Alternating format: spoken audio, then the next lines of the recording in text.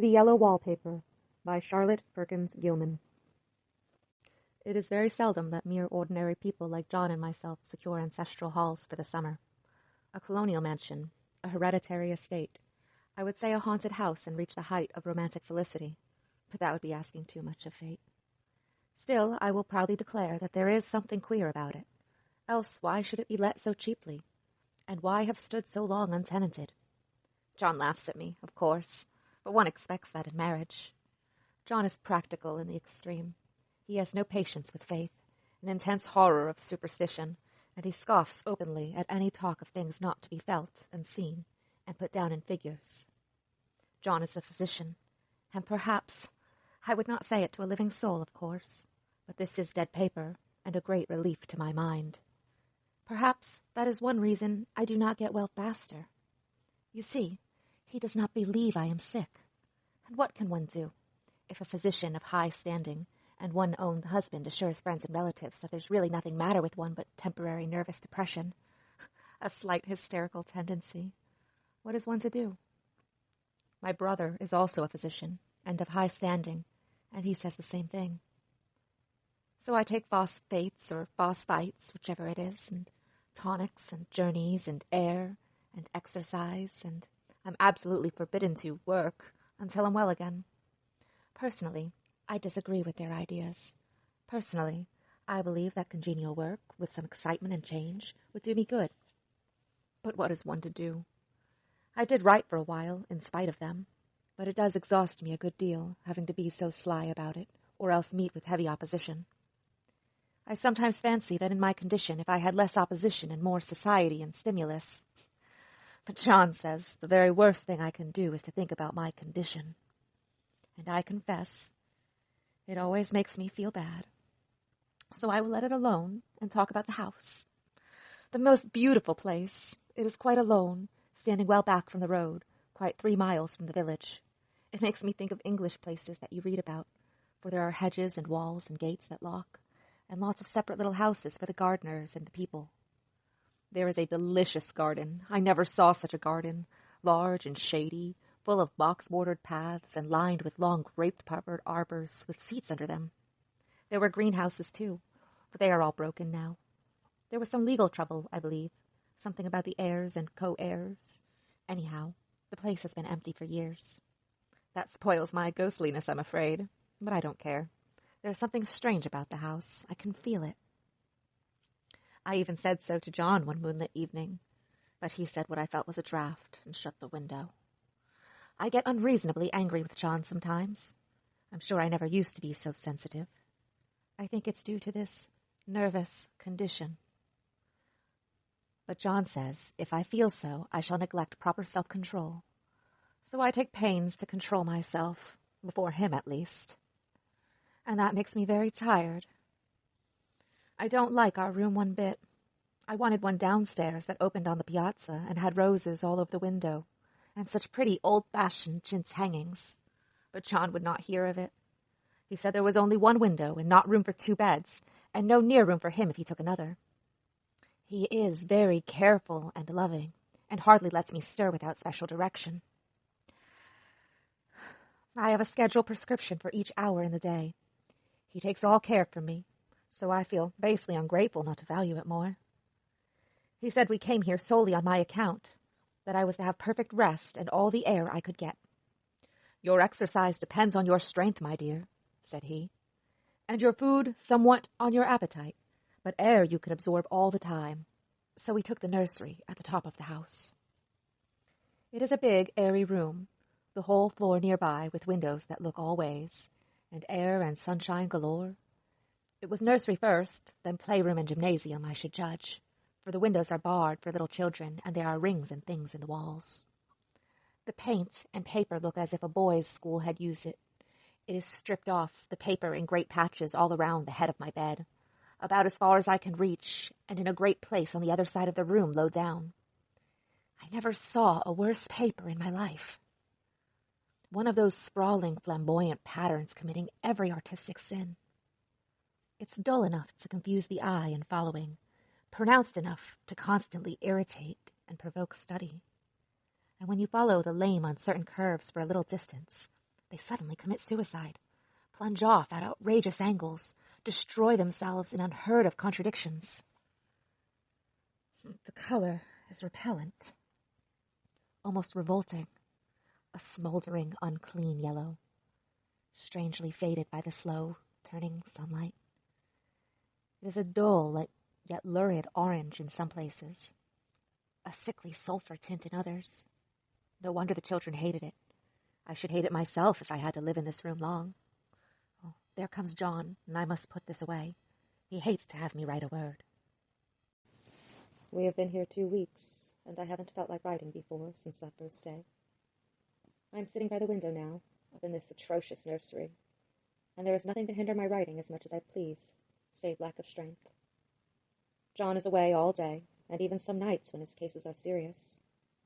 I am glad my case is not serious. These nervous troubles are dreadfully depressing. John does not know how much I really suffer. He knows there is no reason to suffer, and that satisfies him. Of course, it is only nervousness. It does weigh on me so not to do my duty in any way. I meant to be such a help to John, such a real rest and comfort, and here I am, a comparative burden already.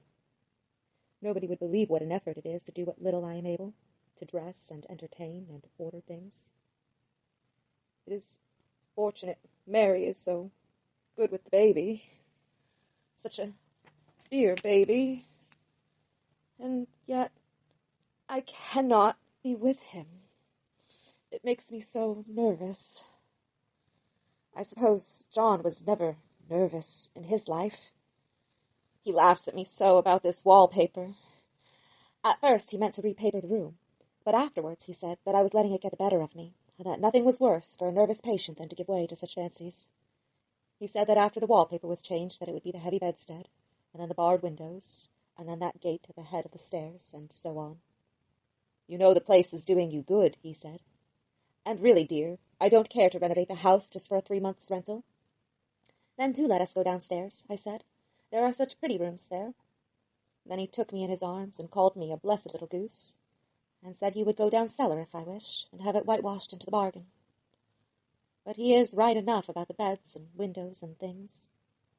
It is an airy and comfortable room, as anyone need wish, and of course I would not be so silly as to make him uncomfortable for just a whim. I really am getting quite fond of the big room, all but that horrid paper. Out of one window I can see the garden, those mysterious, deep-shaded arbors, the riotous, old-fashioned flowers, and bushes and gnarly trees. Out of another I get a lovely view of the bay and a little private wharf belonging to the estate. There is a beautiful shaded lane that runs down there from the home. I always fancy I see people walking in these numerous paths and armors. But John has cautioned me not to give way to the fancy in the least. He says that with my imaginative power and habit of story-making, a nervous weakness like mine is sure to lead to all manners of excited fancies, and that I ought to use my will and good sense to check the tendency. So I try. I think sometimes that if I were only well enough to write a little, that it would relieve the press of ideas and rest me. But I find I get pretty tired when I try. It is so discouraging not to have any advice and companionship about my work. When I get really well, John says we will ask Cousin Henry and Julia down for a long visit. But he says he would as soon put fireworks in my pillowcase as to let me have those stimulating people about now. I wish I could get well faster, but I must not think about that. This paper looks to me as if it knew what a vicious influence it had. There is a recurrent spot where the pattern lolls like a broken neck, and 2 bulbous eyes stare at you upside down. I get positively angry with the impertinence of it, and the everlastingness. Up and down and sideways they crawl, and those absurd, unblinking eyes are everywhere. There is one place where the 2 breadths didn't match, and the eyes go all up and down the line, one a little higher than the other. I never saw so much expression in an inanimate thing before. We all know how much expression they have. I used to lie awake as a child and get more entertainment and terror out of blank walls and plain furniture than those children could find in a toy store. I remember what a kindly wink the knobs of our old big bureau used to have, and there was one chair that always seemed like a strong old friend. I used to feel that if any of the other things looked too fierce, I could always hop into that chair and be safe. The furniture in this room is no worse than inharmonious, however, for we had to bring it all from downstairs. I suppose when this was used as a playroom, they had to take the nursery things out, and no wonder. I never saw such ravages as the children have made here. The wallpaper, as I said before, is torn off in spots, and it sticketh closer than a brother. They must have had perseverance as well as hatred. Then the floor is scratched and gouged and splintered. The plaster itself is dug out here and there, and this great heavy bed, which is all we found in the room, looks as if it had been through the wars. But I don't mind it a bit. Only the paper. There comes John's sister. Such a dear girl as she is, and so careful of me. I must not let her find me writing. She is a perfect and enthusiastic housekeeper, and hopes for no better profession. I verily believe that she thinks it is the writing which has made me sick.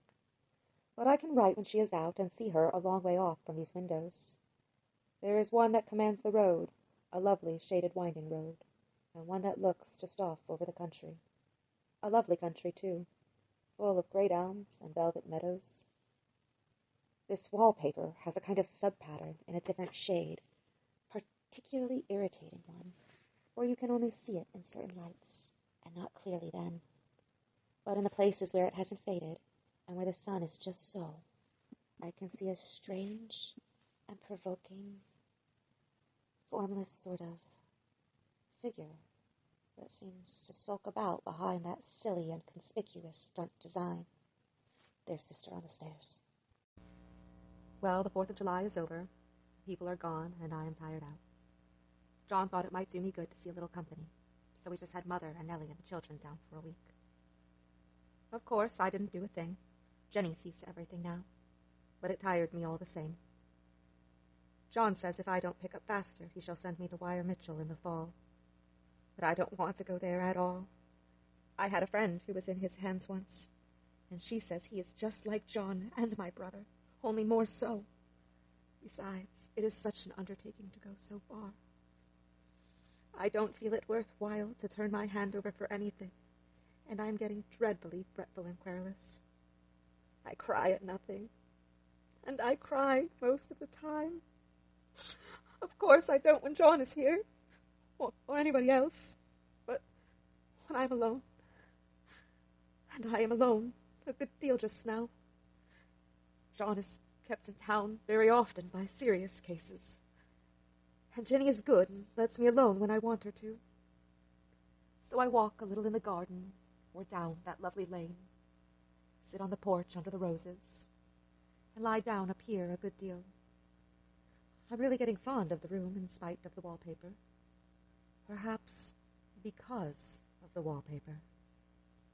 It dwells in my mind so. I lie here on this great immovable bed. It is nailed down, I believe, and follow that great pattern about by the hour. It is as good as gymnastics, I assure you. I start, we'll say, at the bottom, down in the corner over there where it has not been touched, and I determine for the 1000th time that I will follow that pointless pattern to some sort of a conclusion. I know a little of the principle of design, and I know this thing was not arranged on any of the laws of radiation or alternation or repetition or symmetry or anything else that I had ever heard of. It is repeated, of course, by the breadths, but not otherwise. Looked at in one way, each breadth stands alone. The bloated curves and flourishes, a kind of debased Romanesque, with delirium tremens going waddling up and down in isolated columns of fatuity. But on the other hand, they connect diagonally, and the sprawling outlines run off into great slanting waves of optic horror, like a lot of wallowing seaweeds in full chase. The whole thing goes horizontally, too. At least it seems so. And I exhaust myself in trying to distinguish the order of its going in that direction. They have used a horizontal breadth for a frieze, and that adds wonderfully to the confusion.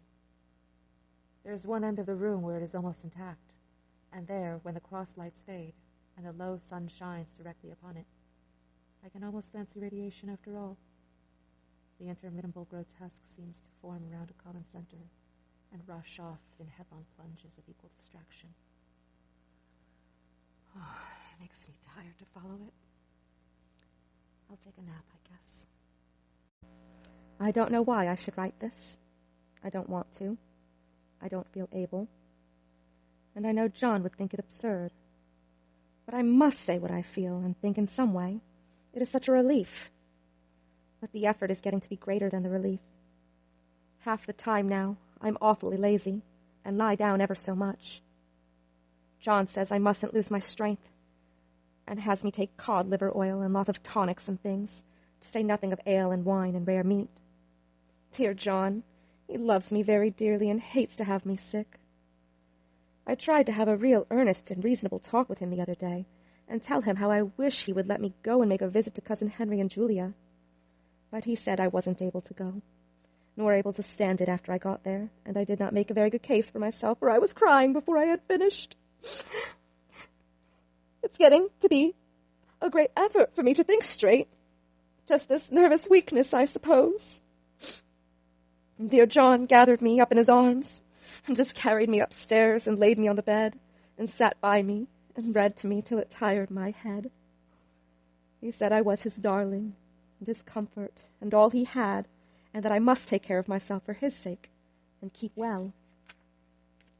He says no one but myself can help me out of it, that I must use my will and self-control and not let any silly fancies run away with me.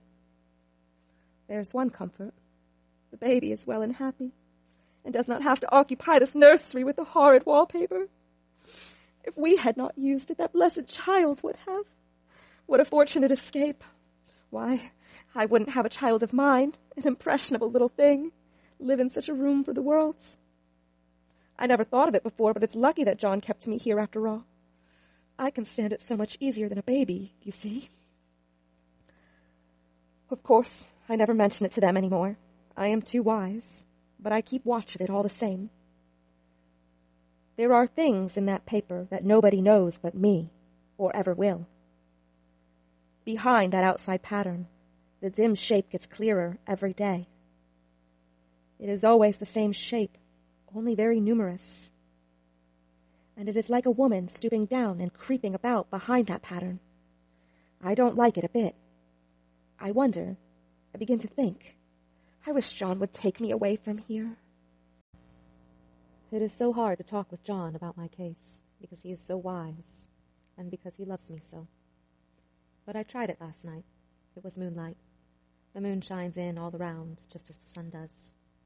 I hate to see it sometimes. It creeps so slowly, and always comes in by one window or another. John was asleep, and I hated to waken him, so I kept still and watched the moonlight on that undulating wallpaper till I felt creepy. The faint figure behind seemed to shake the pattern, just as if she wanted to get out.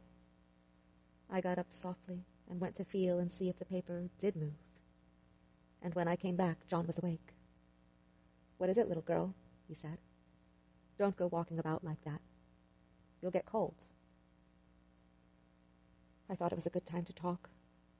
So I told him that I was really not gaining here, and that I wished he would take me away. "Why, darling," said he, "our lease will be up in 3 weeks, and I can't see how to leave before. The repairs are not done at home, and I cannot possibly leave town just now. Of course, if you were in any danger, I could and would. But you really are better, dear, whether you can see it or not. I am a doctor, dear, and I know. You are gaining flesh and color, your appetite is better, and I feel really much easier about you." "I don't weigh a bit more," said I. "Nor as much, and my appetite might be better in the evening while you are here, but it is worse in the morning when you are away." "Bless her little heart," he said with a big hug. "She shall be as sick as she pleases. But now let's improve the shining hours by going to sleep and talk about it in the morning." "And you won't go away?" I asked gloomily. "Why, how can I, dear? It is only 3 weeks more, and then we will take a nice little trip of a few days while Jenny is getting the house ready. Really, dear, you are better." "Better in body, perhaps," I began, and stopped short, for he sat up straight and looked at me with such a stern, reproachful look that I could not say another word. "My darling," said he, "I beg of you, for my sake and for our child's sake, as well as for your own, that you will never for one instant let that idea enter your mind. There is nothing so dangerous, So fascinating to a temperament like yours. It is a false and foolish fancy. Can you not trust me as a physician when I tell you so? So, of course, I said no more on that score, and we went to sleep before long. He thought I was asleep at first, but I wasn't, and lay there for hours, trying to decide whether that front pattern and the back pattern really did move together or separately. On a pattern like this, by daylight, there's a lack of sequence, a defiance of law that is a constant irritant to a normal mind. The color is hideous enough, and unreliable enough, and infuriating enough, but the pattern is torturing. You think you have mastered it, but just as you get well underway and following, it turns a back somersault, and there you are. It slaps you in the face, knocks you down, and tramples upon you. It is like a bad dream. The outside pattern is a florid arabesque, reminding one of a fungus. If you can imagine a toadstool in joints, an interminable string of toadstools budding and sprouting in endless convolutions, why, that is something like it. That is, sometimes. There is one marked peculiarity about this paper, a thing nobody seems to notice but myself, and that is that it changes as the light changes.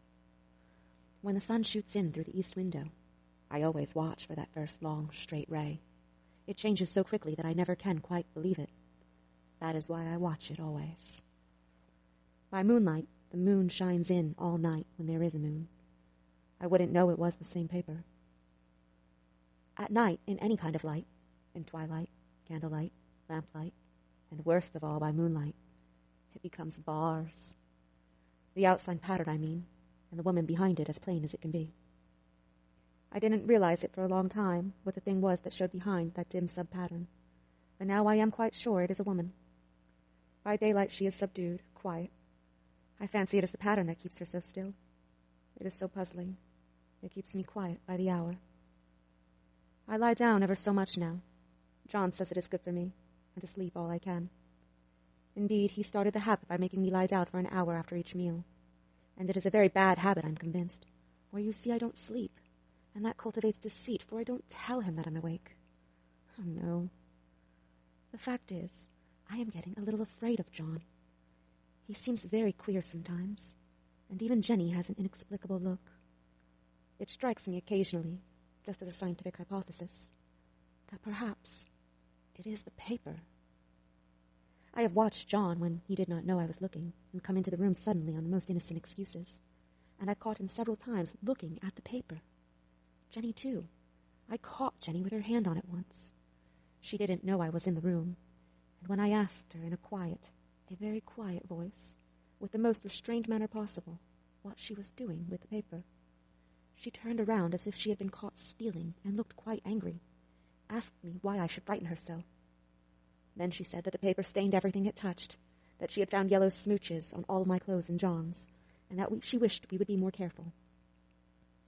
Did not that sound innocent? But I know she was studying that pattern, and I am determined that nobody shall find it out but myself. Life is very much more exciting now than it used to be. You see, I have something more to expect, to look forward to watch. I really do eat better, and am more quiet than I was. John is so pleased to see me improve. He laughed a little the other day and said I seemed to be flourishing in spite of my wallpaper. I turned it off with a laugh. I had no intention of telling him it was because of the wallpaper. He would make fun of me. He might even want to take me away. I don't want to leave now until I have found it out.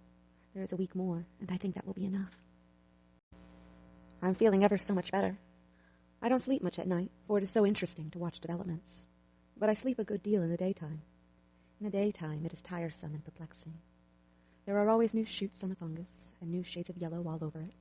I cannot keep count of them, though I've tried conscientiously. It is the strangest yellow, that wallpaper. It makes me think of all the yellow things I ever saw. Not beautiful ones like buttercups, but old, foul, bad yellow things. But there is something else about that paper. The smell. I noticed it the moment we came into the room, but with so much air and sun it was not bad. Now that we've had a week of fog and rain, and whether the windows are open or not, the smell is here. It creeps all over the house.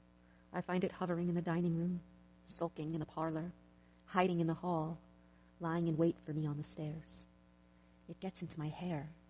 Even when I go to ride, if I turn my head suddenly and, surprise, there's that smell. It's such a peculiar odor, too. I've spent hours in trying to analyze it, to find what it smelled like. It is not bad, at first, and very gentle, but quite the subtlest, most enduring odor I have ever met. In this damp weather, it is awful. I wake up in the night and find it hanging over me. It used to disturb me at first. I thought seriously of burning the house just to reach the smell. But now I am used to it. The only thing I can think of is that it is like the color of the paper. A yellow smell. There is a funny mark on this wall, low down near the mopboard, a streak that runs round the room. It goes behind every piece of furniture except the bed, a long, straight, even smooch, as if it had been rubbed over and over. I wonder how it was done, and who did it, and what they did it for. Round and round and round, round and round and round. Makes me dizzy. I really have discovered something at last. Through watching so much at night, when it changes so, I have finally found out. The front pattern does move, and no wonder. The woman behind shakes it. Sometimes I think there are a great many women behind, and sometimes only one, and she crawls around fast, and her crawling shakes it all over. Then, in the very bright spots, she keeps still, and in the very shady spots, she just takes hold of the bars and shakes them hard. And she is all the time trying to climb through. But nobody could climb through that pattern. It strangles so. I think that is why it has so many heads. They get through, and then the pattern strangles them off and turns them upside down and makes their eyes white. If those heads were covered or taken off, it would not be half so bad. I think that woman gets out in the daytime. And I'll tell you why, privately. I've seen her. I can see her out of every one of my windows. It is the same woman, I know, for she is always creeping, and most women do not creep by daylight. I see her in that long shaded lane, creeping up and down. I see her in those dark grape arbors, creeping all around the garden. I see her on that long road under the trees, creeping along. And when a carriage comes, she hides under the blackberry vines. I don't blame her a bit. It must be very humiliating to be caught creeping by daylight. I always lock the door when I creep by daylight. I can't do it at night, for I know John would suspect something at once. And John is so queer now that I don't want to irritate him. I wish he would take another room. Besides, I don't want anybody to get that woman out at night but myself.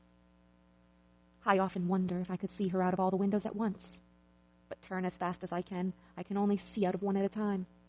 And though I always see her, she may be able to creep faster than I can turn. I have watched her sometimes away off in the open country, creeping as fast as a cloud shadow in a high wind. If only that top pattern could be gotten off from the under one. I mean to try it, little by little. I have found out another funny thing, but I shan't tell it this time. It does not do to trust people too much. There are only 2 more days to get this paper off, and I believe John is beginning to notice. I don't like the look in his eyes. And I heard him ask Jenny a lot of professional questions about me. She had a very good report to give. She said I slept a good deal in the daytime. John knows I don't sleep very well at night, for all I am so quiet. He asked me all sorts of questions, too, and pretended to be very loving and kind, as if I couldn't see through him.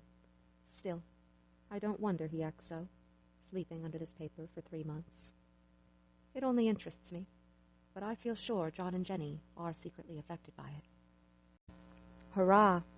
This is the last day. But it is enough. John to stay in town overnight and won't be out until this evening. Jenny wanted to sleep with me, the sly thing, but I told her I should undoubtedly rest better for a night all alone. That was clever, for I really wasn't alone a bit. As soon as it was moonlight and that poor thing began to crawl and shake the pattern, I got up and ran to help her. I pulled and she shook, I shook and she pulled, and before morning we had peeled off yards of that paper, a strip about as high as my head and half around the room. And then, when the sun came and that awful pattern began to laugh at me, I declared I would finish it today. We would go away tomorrow, and they are moving all my furniture down again to leave things as they were before. Jenny looked at the wall in amazement, but I told her merrily that I did it out of pure spite of the vicious thing. She laughed and said she wouldn't mind doing it herself, but I must not get tired. How she betrayed herself that time. But I am here, and no person touches this paper but me. Not alive. She tried to get me out of the room. It was too patent. But I said it was so quiet and empty and clean now that I believed I would lie down again and sleep all I could, and not to wake me, even for dinner. I would call when I woke. So now she is gone, and the servants are gone, and the things are gone, and there is nothing left but that great bedstead nailed down, with the canvas mattress we found on it. We shall sleep downstairs tonight, and take the boat home tomorrow. I quite enjoy the room now. It is bare again. How those children did tear about here. This bedstead is fairly gnawed, but I must get to work. I have locked the door and thrown the key down to the front path. I don't want to go out, and I don't want to have anyone come in until John comes. I want to astonish him. I got a rope up here that even Jenny did not find. If that woman does get out and tries to get away, I can tie her. But I forgot I could not reach far without anything to stand on. This bed will not move. I tried to lift and push until I was lame, and then I got so angry I bit off a little piece of one corner, but it hurt my teeth. Then I peeled off all the paper I could, reaching, standing on the floor. It sticks horribly, and the pattern just enjoys it. All those strangled heads and bulbous eyes and waddling fungus growths just streak with derision. I am getting angry enough to do something desperate. To jump out of the window would be an admirable exercise, but the bars are too strong even to try. Besides, I wouldn't do it. Of course not. I know well enough that an act like that is improper and might be misconstrued. I don't like to look out of the windows even. There are so many of those creeping women, and they creep so fast. I wonder if they all come out of that wallpaper as I did. But I am securely fastened now by my well-hidden rope. If you don't get me out in that road there, I suppose I shall get back behind the pattern when it comes at night, and that is hard. It is so pleasant to be out in this great room and creep around as I please. I don't want to go outside. I won't, even if Jenny asks me to. For outside you have to creep on the ground, and everything is green instead of yellow. But here I can creep smoothly on the floor, and my shoulder fits in that long smooch around the wall, so I cannot lose my way. Why, there's John at the door. It's no use, young man, you can't open it. How does he call and pound? Now he's crying for an axe. It would be a shame to break down that beautiful door. John, dear, I said in the gentlest voice, the key is down by the front steps under a plantain leaf. That silenced him for a few moments. Then he said very quietly indeed, Open the door, my darling. I can't, said I. The key is down by the front door under a plantain leaf. And then I said it again, several times, very gently and slowly, and said it so often that he had to go and see.